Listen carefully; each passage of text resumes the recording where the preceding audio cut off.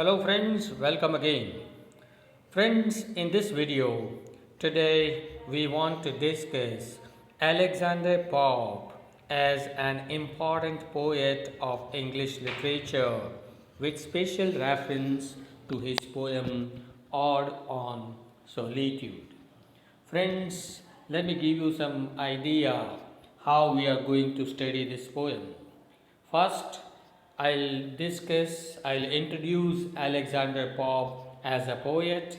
Then, number two, we will discuss this poem, Ode on Solitude, stanza wise, and then we will discuss the major ideas or the theme which is presented by Alexander Pope, and at the end, we will discuss the rhyming scheme, the meter, and poetic devices used by the poet. Okay, so friends, let's begin now. Friends, Alexander Pope is considered as a very important poet, a prominent literary personality of the Augustan age.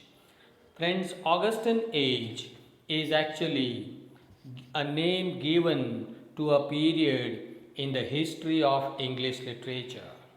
Okay, so the beginning of the 18th century is known as Augustan age in the history of English literature, and this period is also known as the age of Alexander Pope.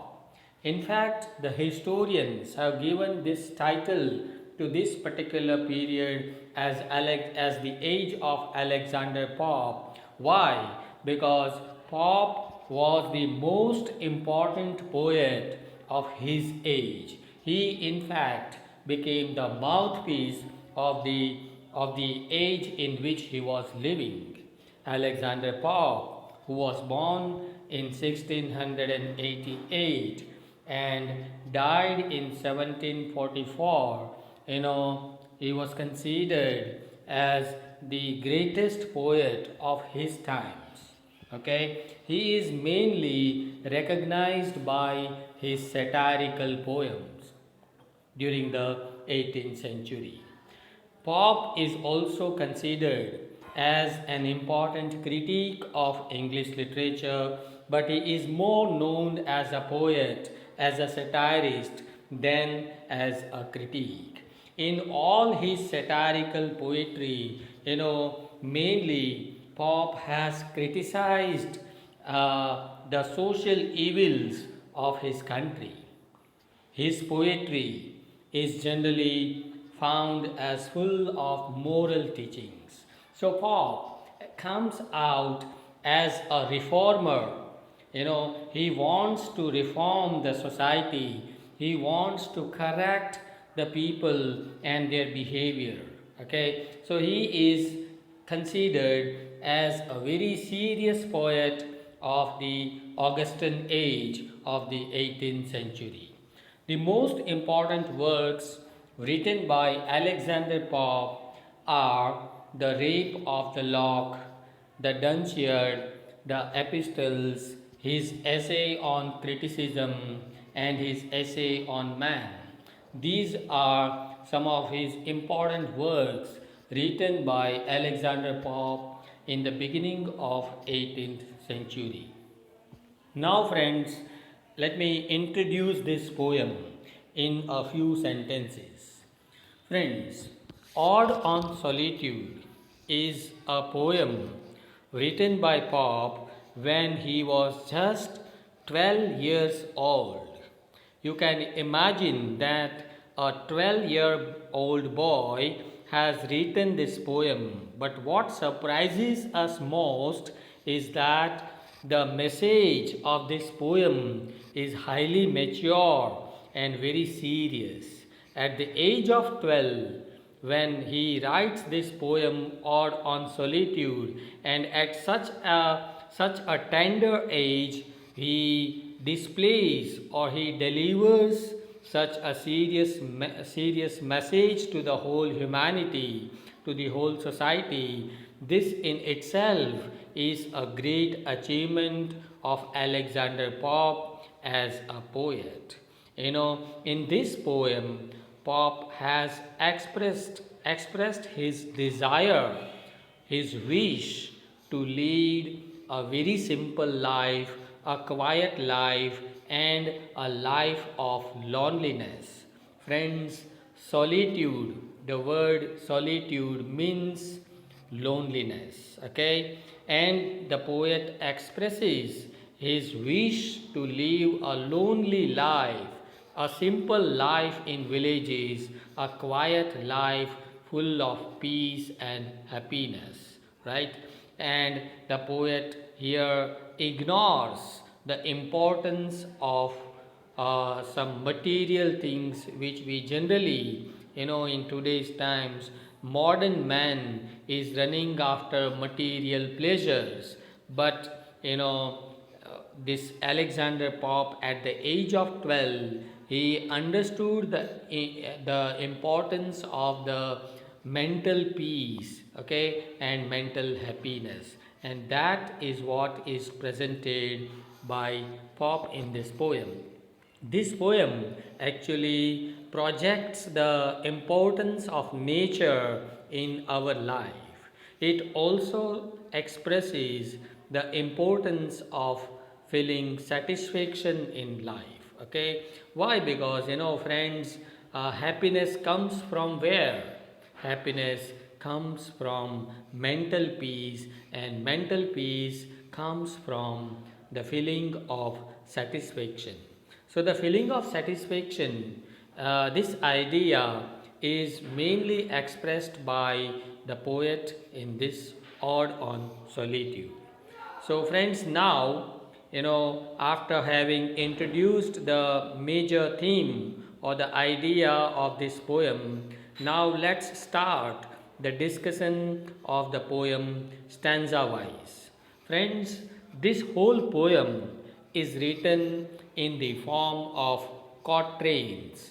Okay, quatrain means a stanza of 4 lines. As you can see here on the screen, the first stanza which is here, it has 4 lines. Let's read it.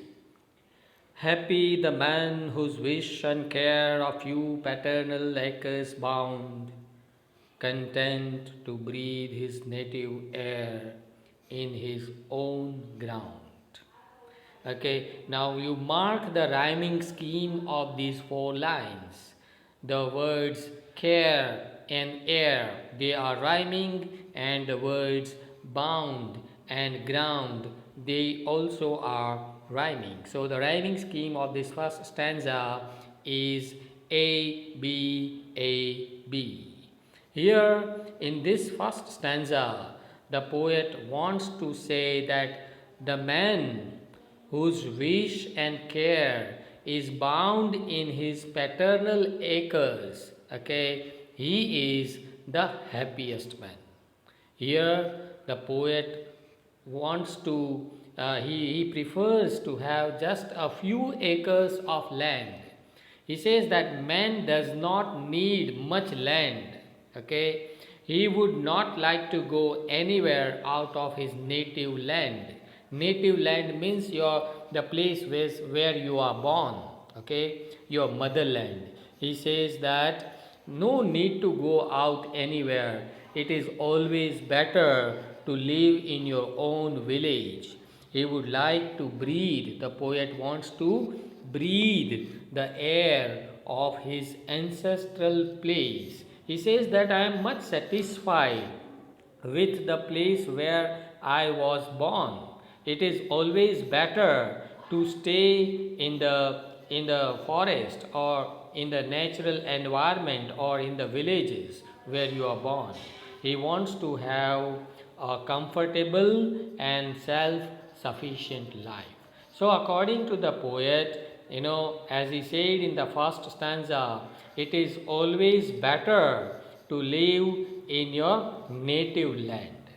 If you read the second stanza, whose herds with milk, whose fields with bread, whose flocks supply him with attire, whose trees in summer yield him shade, and in winter fire. Here also the rhyming words, bread and shade, and attire and fire. So the rhyming scheme again is again A B A B. Okay, in this stanza, the poet wants to say that I would get milk from the herds.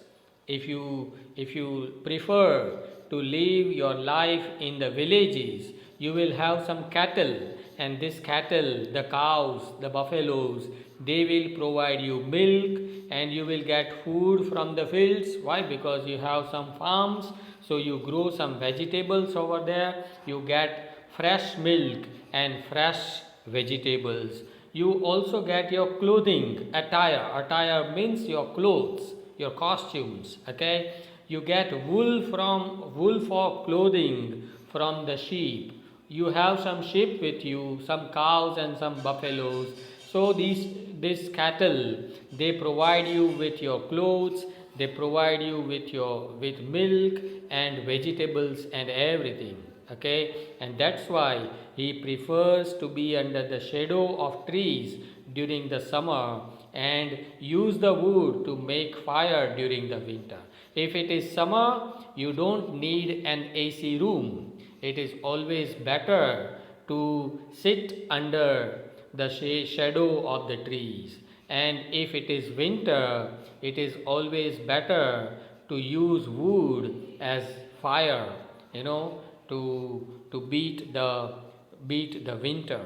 So in all seasons, the natural life, the life of villages is always preferable according to the poet. If you examine the third stanza, he says, blessed who can unconcernedly find hours, days, and years slide soft away in health of body, peace of mind, quiet by day. Again, the rhyming scheme is A B A B. And mark these words, slide soft away. Here, sir, the sound sir, consonant sir is repeated 2 times. So it is an example of alliteration.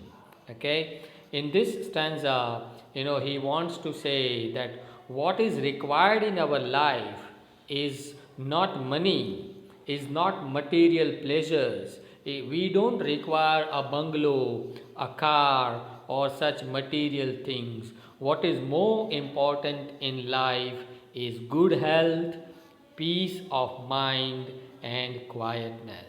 And this peace of mind and health you get only in the villages, only in the natural life. Okay, and that's why he says that the person who is living such a life is a blessed person.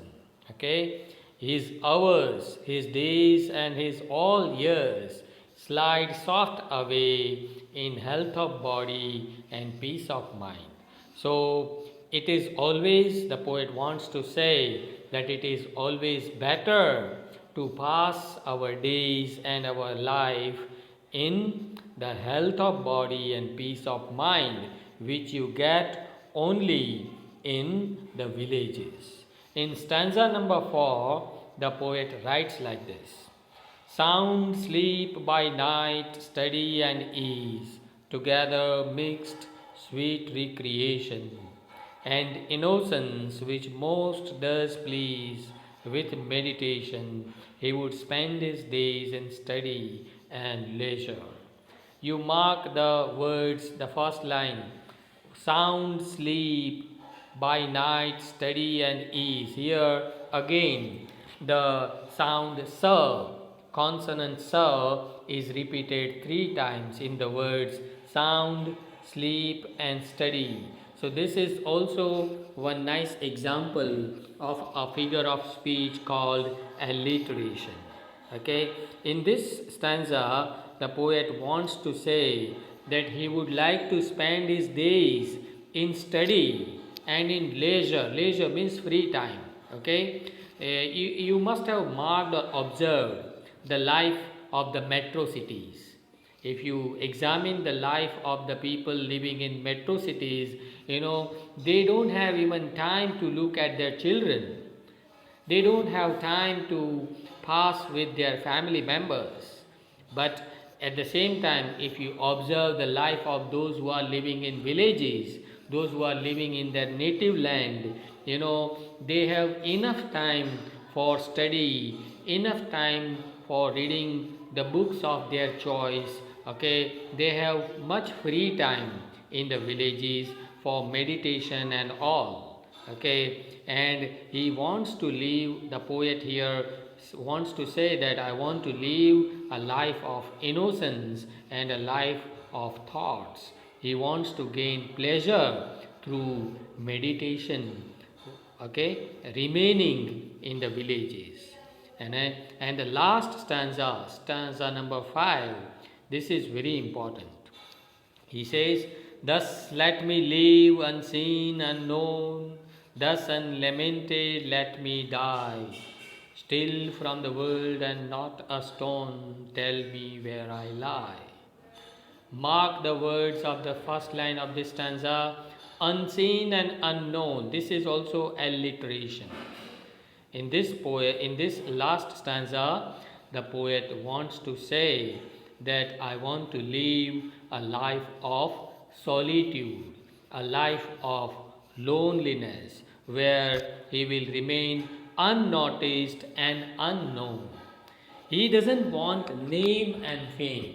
Okay? He doesn't want to earn name, fame, or popularity. He wants to remain unnoticed by all people. He wants to be an unknown man. The final note of this poem is that the poet would like to live an oblivious life. Oblivious means a life of solitude, a life of loneliness. Okay, he doesn't require, he doesn't even wish that when I die, somebody should mourn my death. He says that no stone should tell where I lie. If you read the last phrase of this poem, not a stone tell where I lie. That means he says that even if I die, even if I leave this world, no tomb or no stone should say where I lie. Means I want to live a life of loneliness, and after death also nobody should cry after me. Why? Because I will remain unnoticed and unknown. So, this is a very mature idea presented by Alexander Pope at such an early age. In fact, if I talk about the major theme of the poem, as I told you in the beginning also, the poet has presented the importance of solitude and the importance of nature in our life. According to him, real happiness, true happiness doesn't come from the material wealth. Okay, feeling of satisfaction and living in the lap of nature makes us happy, and nature only gives us peace of mind. And this is the major theme of this poem, Ode on Solitude. Friends, I suggest you read this short story written by Leo Tolstoy. The title of this story is How Much Land Does a Man Need? Okay, in this short story also the same idea is presented by Leo Tolstoy, where mental peace or mental happiness is more important than material pleasures in our life. If I talk about the context of this poem, let me tell you that Alexander Pope has expressed a very mature and a very serious idea of wishing to die alone, unnoticed, unknown, in solace, in loneliness. The readers, in fact, when we read this poem and when we come to know that he was only 12 years old when he wrote this poem, at that time we are surprised. Why? Because a 12-year boy presents or expresses such a mature topic in his poem. So that's why this is very important to note about this poem. When he writes these lines, let me live unseen and unknown, he talks about that. Now imagine that a boy of 12 years talks about that and talks about the mental peace or mental happiness. He talks about these words that he wants to live unseen and unknown. Okay, so this is very important to note about Alexander Pope, and that is the reason why Alexander Pope is not considered as an ordinary poet. He is indeed an extraordinary poet of the 18th century. Okay, if I talk about the meter of this poem, then let me tell you that this poem is written in 5 quatrains of 4 lines each. So there are 20 lines. The first 3 lines of each stanza, they are written in tetrameter, and the last line in each stanza is diameter line. You must have observed this. Let me show you one. Let me show you. One stanza. Okay, if you see this stanza, the last line is diameter. There are only 4 syllables in the last line. So the last line is diameter, and the first line here have 8 syllables. So the first 3 lines are tetrameters, and the last line in each stanza is a diameter line. Okay, if I talk about the rhyming scheme, as we also discussed while discussing the poem, the rhyming scheme of this poem is A B in all stanzas. Okay, the words like away and day, recreation and meditation, all these words are rhyming with each other. Let's talk about some important figures of speech or poetic devices used by Alexander Pope. Mainly, you find oxymoron. Oxymoron is a figure of speech in which some contradictory words are put together, right? Like winter and fire. They are contradictory words, right? Paradoxical words. That's why you can say this is an example of an oxymoron. In the same manner, we also discussed some examples of alliteration in this poem, like sound, sleep, and study. Okay, unseen and unknown. These are the examples of alliteration in this poem. So, friends, after having discussed these things, let me conclude the whole discussion by saying that Alexander Pope is indeed the most important poet of the 18th century. Why? Because you can imagine that a boy of 12 years, he writes and presents such a serious subject of mental peace or happiness and death, and all such serious subjects are discussed by a boy of 12 years. Okay, apart from this, if you examine the rhyming scheme and how beautifully the poet has used some poetic devices, that makes this poem a very important poem, right? So, friends, here we come to the end. I hope you understood the idea. If you have any doubts or questions, do write to me in the comment section of this channel. Thank you. Thank you very much.